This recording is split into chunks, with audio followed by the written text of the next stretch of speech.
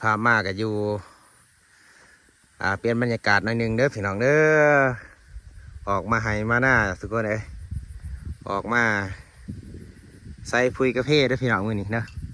แต่ว่าพิเศษเนาะมื้อนี้สิออกน้ำตะกล่องเด้อทุกคนเด้อตะกล่องออกมาใส่พุยน้ำทุกคนเลยมื้อนี้เดี๋ยวเพิ่นเนาะเพิ่นอยู่ตู้พุ่นเนาะทุกคน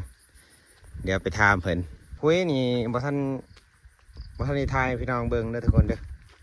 ใส่แล้วเนาะตอนมื้อเช้านี้เนาะแต่บ่ได้ทายมื้อนี้มากินสมทุกคนเด้อสบายดีดิตะกล่องเนี่ยจะได้ พี่น้องสบายดี ม่วน มาพอกันอยู่ไห้เนาะ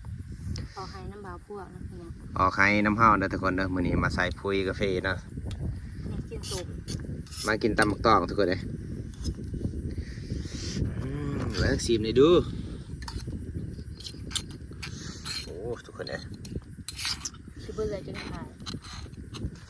กินสมแซ่บปะ อ้อกินสมกันเขาพี่น้อง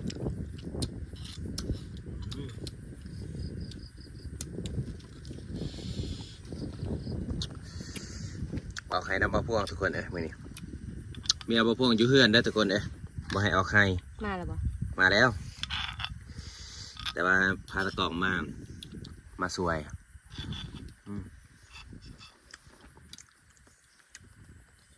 ออกมาสวนเนาะทุกคน เอามาใส่ปุ๋ยกันมาไห้ใกล้ไก่ตีนผูก ว้ายบอกแล้วให้เขาไก่แต่ว่าตัวอยากออกน้ำเฮา ตอนแรกเห็นยังเลย ตอนแรกเสียหยา ไผ่เสีย เสียน้ำกัน เสียน้ำกัน ให้เจ้าได้เสีย อยู่ซื้อที่ บ่ได้ออกให้เราต้องดุ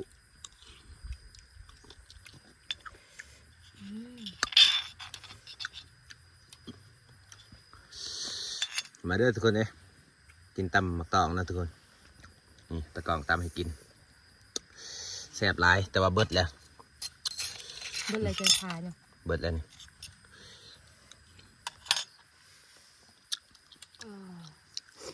ม้วนนะไห้จ้ะเนาะ ม้วนปะ จักโมง11 โมงเลย11 โมง 11 โมงนะทุกคนแต่ว่า ตอนนี้เลิกเลยเนาะพักเลย ลูกเพิ่นจะนอน พักกินน้ำกินไหนแล้วบันโอ้แซ่บไปดิจะตำเนาะ เบิดนะ มือหนาตำอีกเด้อ จะนอนอยู่เลย เก็บมักตองทุกคนเลยโอ้แซ่บเลย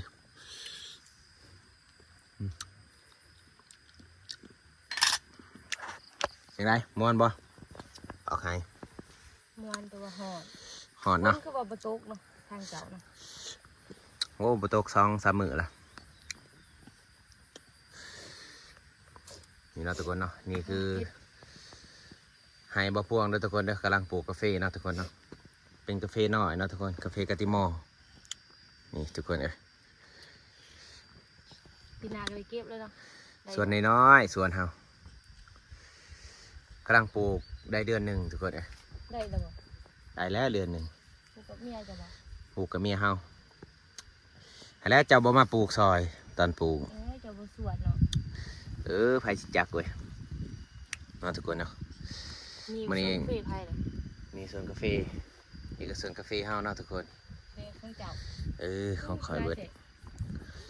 บ่หลายดอกในเดียวเองแต่ว่าก็พอได้เก็บเนาะทุกคนเนาะ จักเทื่อละเสียหยาย เสียหญ้า2 เทื่อละ 2 เทื่อ ยัง โอ้โห 6คือเก่ามื้อแรกนี่ทาเบิ่งเด้อทุกคนเด้อทาสีผ้าตะกล่องอันนั้นเสียหญ้าเนาะว่าเพิ่นสิเป็นบ่เสียหญ้าบ้านเจ้าก็เคยเฮ็ดบ่แน่นี่สวนกาแฟ คือกันแหละแต่คอยบ่มี เออ เขาบ่ได้เฮ็ด ทางบ้านเฮา แต่ง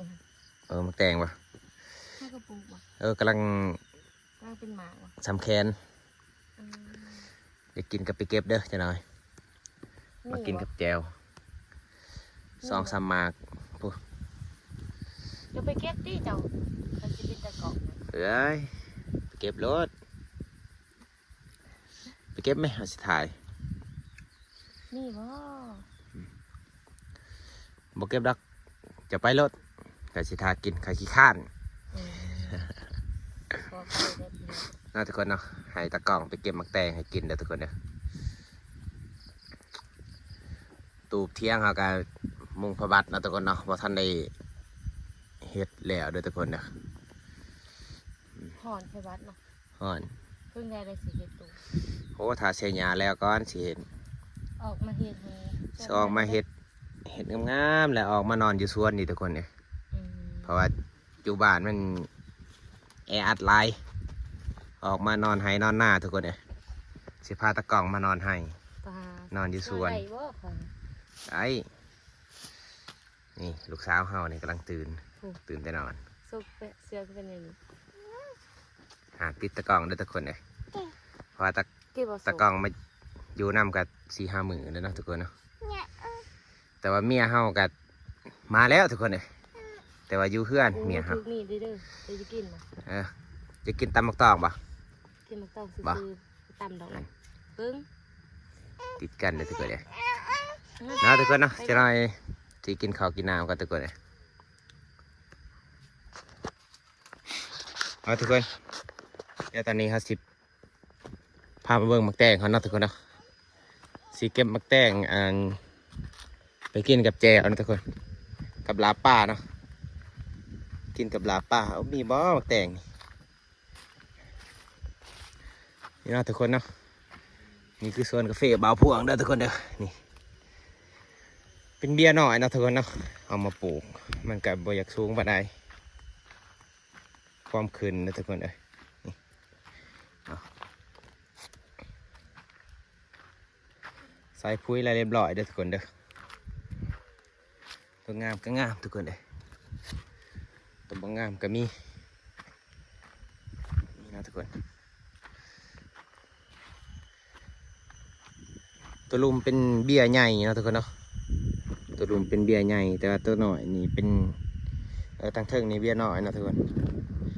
ใส่ปุ๋ยอันนี้ใส่ปุ๋ยแล้วเดี๋ยวสิพามาเบิ่งมักแตงเขาเป็นมากอยู่พอดี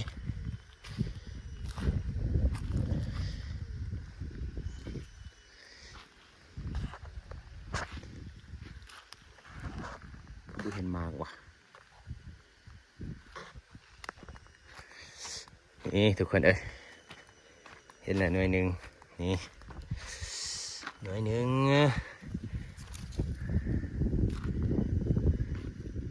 หน่วยเดียวเองเว้ยมาเบิ่งอีกพอดีกินเนาะทุกคนเนาะกินกับแจว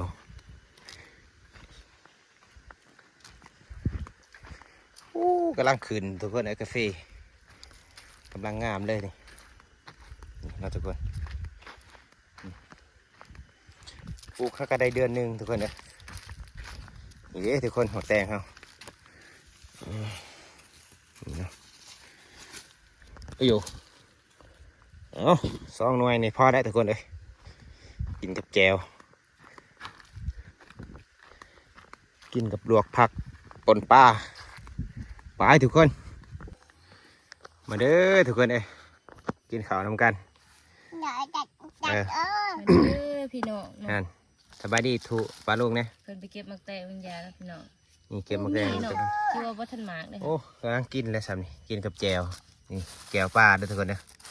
ของธรรมศาสตร์เนาะ อืม บ่ได้ใส่ปุ๋ยเนาะ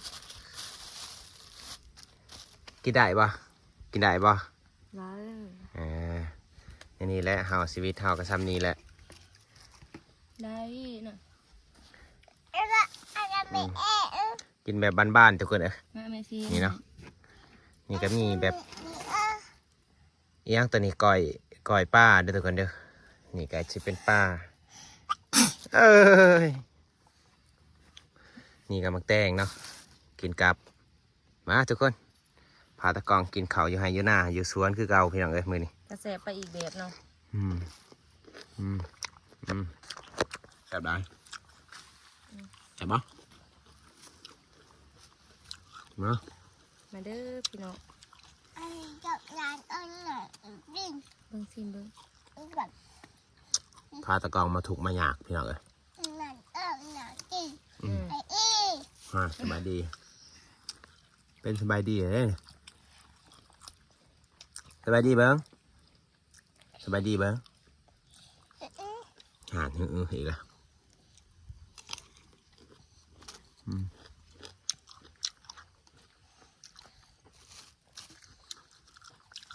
กิน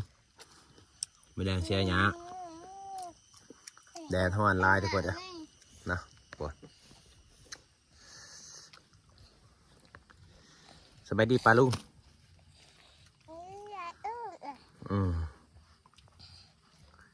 ยักษ์ท่านเหรอนี่ได้อะไรให้เขาทุกคนเดี๋ยวกินข้าวก่อนนะเอานะทุกคนตอนนี้ก็ห่อเทือนไปเรียบร้อยแล้วทุกคนเอ้ยมาทำตะกล่องว่าเมื่อยบ่เสียหยาเมื่อยนะพี่น้องพามาขำนะโอ้คนกับซีโตกจะพามาทุกคนบนซีโตกเลยพี่น้องเอ้ยมาคำมอติคุ้มพี่น้องเอ้ยคุ้มเสียหยาจะเลื่อมทายให้พี่น้องเบิ่งนะทุกคนเนาะเอามือนาสิทายพี่น้องเบิ่งนะทุกคนเนาะให้ดูเข้าทุกคนเลยตอนนี้มาคำนะทุกคนเอ้ย6 โมง5 โมงป้ายดิ6 โมง6 โมงนะทุกคนเนาะเป็นจะไรความรู้สึกเมื่อยบ่ได้ไปแล้วฮะน้ำบ่ไปแล้วต้องไปแล้วเว้ยบ่ได้ไปขนาดนั้นขันอยากอยู่น้ำบ่อพวงนะทุกคนเนาะต้องเฮ็ดทุกอย่างนะทุกคนเอ้ยตอนนี้มาห่อเทือนไปที่เรียบร้อยแล้วทุกคนเอ้ยแต่ว่าวัฒนเห็นเมียบ่อพวงนะทุกคนเนาะไปใส่อะไรเนี่ยสงสัยเมื่อบ้านเลยทุกคนเอ้ยเมื่ออีกเลยสงสัยเมื่ออีกมาบ่เห็นผัวแล้วเมื่อประจักบอกให้เพิ่นถ่ายอยู่เฮือนเนาะทุกคนเนาะแต่ว่ามาแล้วบ่เห็นแต่ล็อกเฮือนไว้เนาะทุกคนเนาะเป็นเขาบ่นี่เป็นอยู่แล้วมีกระแจอยู่ตากล้องบ่เคยแช่หญ้าเนาะทุกคนพาเพิ่นไปแช่หญ้าแต่เริ่มบ่ได้ถ่ายพี่น้องเบิ่งโอ้ทุกคนเอ้ยบ่าวพ่วงกะเวลาเฮ็ดเวียกเฮามาถ่ายเนาะบ่าวพ่วงคุ้มเนาะทุกคนเนาะจนลืมถ่ายให้พี่น้องเบิ่งเนาะทุกคนบ่าวพ่วงอันซีดเพี้ยเนาะทุกคนเนาะซีดเพี้ยก็เพ่แต่ให้เพิ่นน่ะแช่หญ้าเนาะทุกคนเนาะตายตอนเสียหยาทำบ่ถ่ายเนาะน่าทุกคนเนาะตายบ่ได้ไปเลยสินะเป็นจะไรเมื่อยเอาตัวเองมูบอกให้เมื่อบ่เมื่อเนาะทุกคนเนาะก็พาไปเสียหยาเนาะมื้ออื่นบ่ไปเนาะเอาบ่ไปก็เมื่อนังเอ้ยไปอยู่เพื่อนนี่ฮะไปอยู่เพื่อนเจ้าไปโอ้บ่ได้ถ้าว่าอยากได้คือกันเนาะถ้าว่าอยากอยู่เพื่อนบ่ได้มีแต่ว่าไปเสียหยาเนาะทุกคนเฮ็ดเวียกซอยบ่พ่วงเนาะบ่พ่วงกับบ่เป็นสิอยู่ล่าเด้ทุกคนเอ้ยเฮ็ดเวียกเนาะแต่ละมือแต่ว่ามีแต่สิมือต่อไปสิอัปเดตให้เบิ่งนะทุกคนเนาะเฮ็ดหยังก็สิถ่ายให้เบิ่งพาไปมือเดียวก็คุกจับโอ้ลืมถ่ายคลิปพี่น้องขอโทษขออภัยเด้อตากล้องเสียหยาครั้งแรกทุกคนเอ้ยเสียหยาครั้งแรกก็บ่ถ่ายให้เบิ่งเสียหยาครั้งแรกลืมถ่ายพี่น้องเอ้ยบ่พ่วงก็คุมคือกันมื้อนานเนาะทุกคนเนาะทุกคนสำหรับคลิปนี้เนาะก็สิ